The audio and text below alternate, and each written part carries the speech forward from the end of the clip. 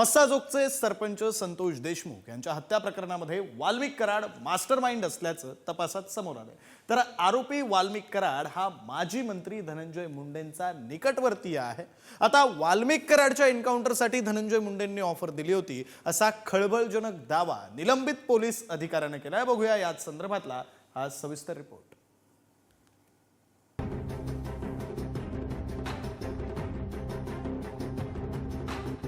वाल्मिक कराड बाबत निलंबित पोलीस उपनिरीक्षक रणजित कासले एकामागोमाग एक खळबळजनक दावे करतायत।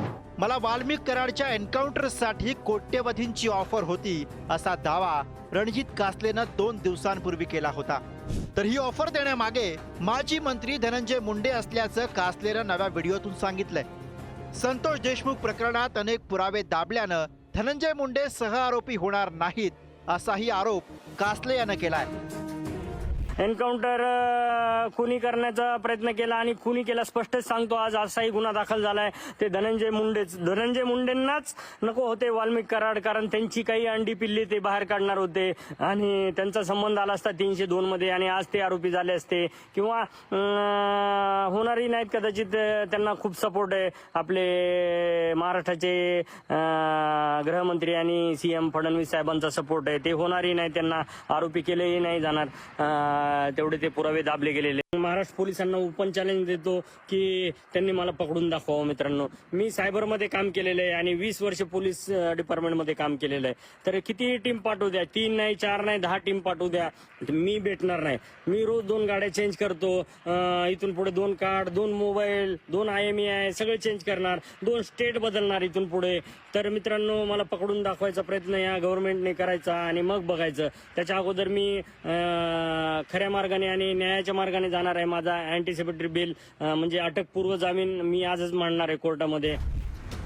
रणजित कासले हे बीडच्या सायबर विभागात पोलीस निरीक्षक होते, पण काही दिवसांपूर्वी त्यांना निलंबित करण्यात आलं। त्यानंतर त्यांनी अनेक दावे त्यांच्या सोशल मीडियामधून केलेत। बीडच्या सायबर पोलीस स्टेशनमध्ये पोलीस उपनिरीक्षक म्हणून रणजित कासले कार्यरत होते। वरिष्ठांची परवानगी न घेता गुजरातमध्ये तपासासाठी गेले। गुजरातमध्ये आरोपींकडे पैसे मागतानाचा कासलेंचा व्हिडिओ व्हायरल झाला।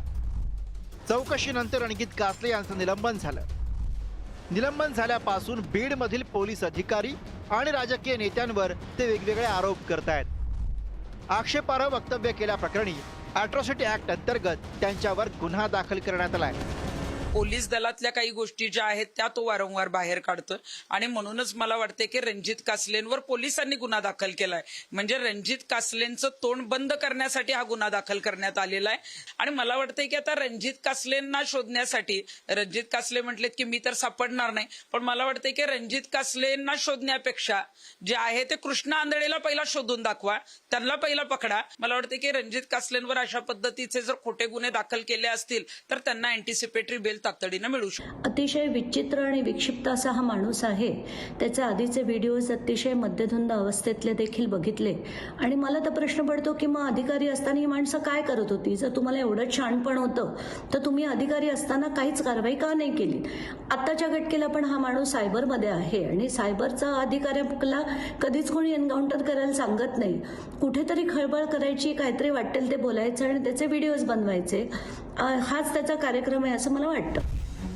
रणजित कासले यांना ज्या ठिकाणी पोस्टिंग मिळाली त्या ठिकाणी त्यांची कारकीर्द वादग्रस्त ठरल्याचा इतिहास राहिलाय। त्यामुळे त्यांच्या दाव्याबाबत सवाल उपस्थित केले जात आहेत। पण असं असलं तरी त्यांनी केलेल्या आरोपांची चौकशी करावी अशी मागणी मविया नेत्यांकडनं केली जाते। फेक एन्काउंटर्स त्या महाराष्ट्रात अलीकडच्या काळात किंवा देशात घडलेल्या आहेत, त्याला पुष्टी देणारं हे विधान आहे, पण याची चौकशी होणं गरजेचं आहे। आणि जर हे निलंबित अधिकारी सांगत असतील की मी अशा प्रकारची नोंद अमुक अमुक पोलीस स्टेशनच्या डायरीत केलेली आहे, तर ते अधिक गंभीर आहे। जर अशा प्रकारची नोंद पोलीस डायरीत केली असेल तर त्याच्यावरती तेव्हाच ॲक्शन का झाली नाही? म्हणजे वाल्मिक कराडचं काम संपल्यावर त्याला मारायचं असं एक प्लान दिसत आहे मला, आणि ते कोण याच्या मागे होते हे लोकांसमोर यायला पाहिजे। एकंदरीत धनंजय कासले जे काही बोलतात ते धक्कादायक आहे, पण बीडच्या राजकारणात काही होऊ शकतं।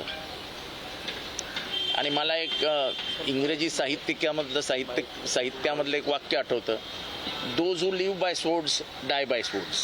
तलवारीच्या जोरावरती जगत असतात ते तलवारीनेच मरतात. त्यामुळे ह्याच्यात आश्चर्य वाटण्यासारखं काही नाही.